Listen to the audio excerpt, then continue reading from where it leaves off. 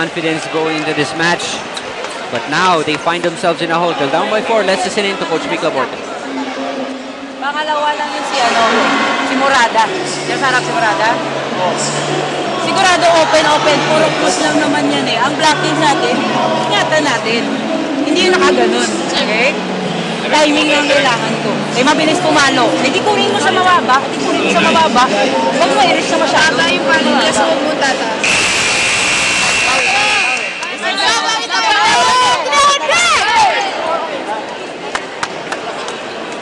We are here in the arena, full-packed arena in San Juan, witnessing this very crucial game. I'm Ian Laurel with Mozzie Ravena. And as we mentioned, it could be the end of the line for the loser of this match. And maagang exit yun, ano? Nakakadyan. Nakikita nila, makakapiling dalawang Bisaya teams. Hindi na nakakalaban. Well, so far, both squads naman on the attack department are doing it well. 9 attack points so far for FEU and 10 for Ateneo. Charo Soriano with a missed reception, and Murada brings it back to her. Great coverage by FEU. Look at that hit by Shaira Gonzalez. One more time. Oh, that is too wide. Nanggigil. She knew she wanted to put it there in that area. Mahaba lang ng konti. Pero alam mo, talagang doon na siya nakatingin doon sa sulok na yun eh. Alam niya kaya niyang ipatak doon yung bola eh. But lumagpas lang eh. Alright, back to the action. Combination play. What a block by Ferrer. Rachel Ann again. Oh, look at this. Oh, what a play. But dug up well by Jose. What a save from Soriano. Quality action we're seeing here. Wow. This is how important this game is. And mind you, we are only in the first set. Parang championship nung nilalaro ng dalawang team na. Look at Rachel. Just, you know, squeeze it. Usually, Super do that, yung end game eh. Kaya, nagugulat tayo ngayon pa lang. Ito na yung mga spikes ni Rachel Ann. Shakey's if it's fun. Family Pizza. Dati in circles lang nagagawa ni Rachel. Ginagawa pala ha. Tapos pagdating ng gulo, ayan, makikita mo pa ni Rachel at Dakis. But now, starting it strong here in this game. But Charo Soriano, of course, scoring in that last play. FEU on top by 4, 22-18. Vivas gets blocked. Alam mo, comment the blocking of Ateneo. Correct. Even if Ferrer a bit, you know, short there in the front line. So it's always there. They always go for the block. She gets the block. Let's see where they go to this time. Oh, this time it's a reverse. With Gonzalez for that running hit. Oh, what a play for... Oh! And into the net was that spike by Herbacio. Sayang, but I saw Shaira Gonzalez and then follow Soriano.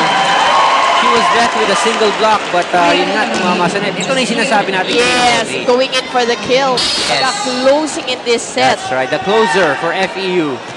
Tina Salak, what a serve again from Mayet. See? There's the block. Nasa front line kasi yung position ng setter. That's why for Coach Ness.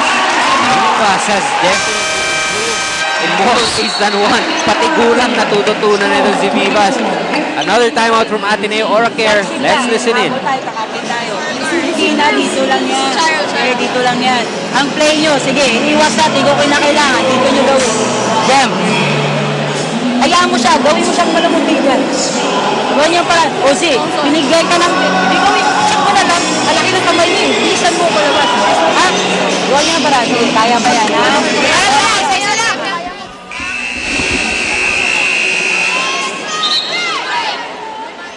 Well, words of encouragement coming from Mick Laborde as FEU is now at set point in this first set. And the quality of play we're seeing here dito sa first set, talagang parang championship game na itong pinapanood natin. Hindi ba championship to? See? Hello, championship game. Tamo Hindi na. pala. Gusto mo nang tapusin agad tong season. Hindi, best of 12 naman daw ang dami. No? Best of 13 dapat pala.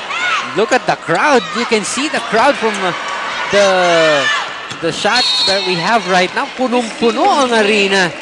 Well, yung husband ko, no, si Bong, bringing Yes. me in, sabi niya, grabe, no, dami na rin talagang nanonood. Nasa labas pa lang yun, ha? Ibig sabihin, Yeah. ganun kahaba yung pila sa labas. And tulad nga na sinabi namin, elimination round pa lang po ito.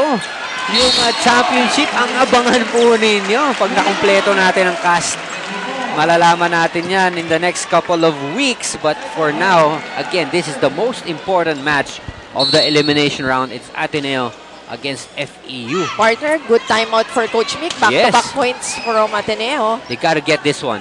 They gotta get this one. Acevedo off! Oh, and 3 straight points now for Ateneo. Wow, look at Acevedo in the pressure cooker with this against a double block. Napaluzutan pa niya down the line. Yan Great yung mga play. parang gusto mo ipasok mo lang yung bola. Oo, pero- Porsyentuhan lang eh. Whoa, what a serve. Risky. Viva! Oh, but Vivas ending the set with that hit. Wow, what a close first set we just witnessed. FEU winning 25-22, but with the way things are going, Ateneo almost, making that run. Look at this shaky shake and play of this set. Vivas has been the it girl for this first set. Yes, definitely finishing off Ateneo in the first set, 25-22.